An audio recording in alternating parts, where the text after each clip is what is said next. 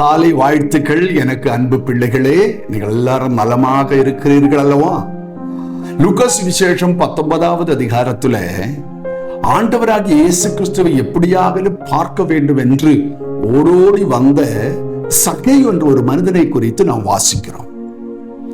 ஆண்டவராகிய இயேசு கிறிஸ்து சகேயு அமர்ந்திருந்த அந்த காட்டத்தி மரத்தொண்டையிலே வந்து அவனை அண்ணாண்டு பார்த்து, சகேயுவே, நீ கீழே இறங்கி வா என்று சொல்லுகிறார். இயேசு கிறிஸ்துவுடைய வார்த்தை கேட்ட உடனே அவன் சீக்கிரமாக இறங்கி வந்து, ஆண்டவர் இயேசு சொன்னார், இன்றைக்கு நான் உன்னோடு கூட உன் வீட்டுக்கு வருவேன் என்று சொன்னார். இயேசுவுடைய சத்தம், வார்த்தை அவனுடைய வாழ்க்கை மாற்றினது. அவன் சொல்லுகிறார், ஆண்டவரே, நான் அநியாயமாக ஏதாவது செய்திருந்தால் நாளத்தனையாக நான் திரும்ப கொடுப்பேன் என்று சொல்லுகிறார். என் சொத்தை எல்லாம் நான் ஏழைகளுக்கு பகிர்ந்து கொடுக்கிறேன் என்று சொல்லுகிறார். கவனிங்க அன்பு தேவ பிள்ளைகளே, சகேயு இதற்கு முன்பாக யாரிடத்திலே இருந்தெல்லாம் வார்த்தைகள் கேட்டிருக்கலாம்.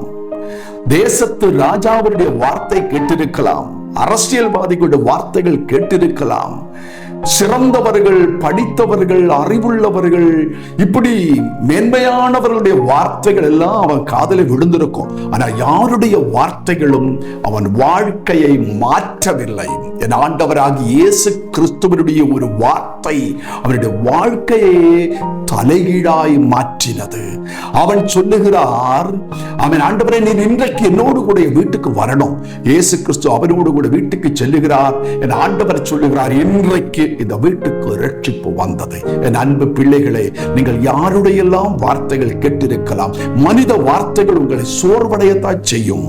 மனிதன் உங்களை உற்சாகப்படுத்த முடியாது. மனிதனுடைய வார்த்தைகள் நம்மை கொல்லும். ஆனால் ஆண்டவருடைய வார்த்தை நம்மை உயிர்ப்பிக்கும். கர்த்தருடைய வார்த்தை உங்களை உயிர்ப்பிக்கும். நீங்கள் ஆண்டவருடைய வார்த்தை கேட்க நீங்கள் நேரத்தை செலவிடுங்கள். அவர் உங்கள் வாழ்க்கையை மாற்றுவார். இன்றைக்கு கர்த்தருடைய வார்த்தை உங்கள் வாழ்க்கையை மாற்றட்டும் என்று நான் ஜெபிக்கிறேன். பரலோக பிதாவே, சகேயுவின் வாழ்க்கையை தலைகீழாய் மாற்றின என் ஆண்டவர், இந்த வார்த்தை கேட்கிற என் அன்பு பிள்ளைகளுடைய வாழ்க்கையையும் தலைகீழாய் மாற்றுவீராக. நீர் அவர்கள் ஒவ்வொருவர்கள் இல்லத்திலையும் சகேயுவின் வீட்டுக்குள்ளே கடந்து சென்றதைப் போல அவர்கள் வீட்டுக்குள்ளே கடந்து சென்று நீர் அவர்களோடு இரும், அவர்களை வழிநடத்தும். இயேசுவின் நாமத்தில் பிதாவே, ஆமென். கர்த்தர் இன்றைய தினம் உங்களோடு கூட உங்கள் இல்லத்தில் இருப்பாராக. God bless you.